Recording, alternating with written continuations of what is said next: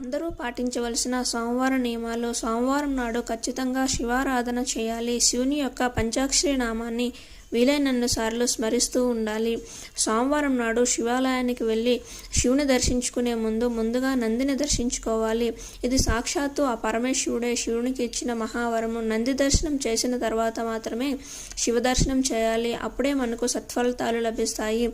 శివునికి మనము సోమవారం నాడు పంచామృతాభిషేకం చేయించుకోవాలి. అదని కుదరని వాళ్ళు కాసిన్ని గంగాజలాన్నైనా సరే మనస్ఫూర్తిగా సమర్పించుకోవచ్చు. అంతేకాకుండా సోమవారం నాడు ఒక బిల్వపత్రాన్నైనా సరే శివునికి సమర్పించాలి. ఆ సమర్పించిన బిల్వపత్రం ఈ విధంగా బోర్లించి ఉండాలి.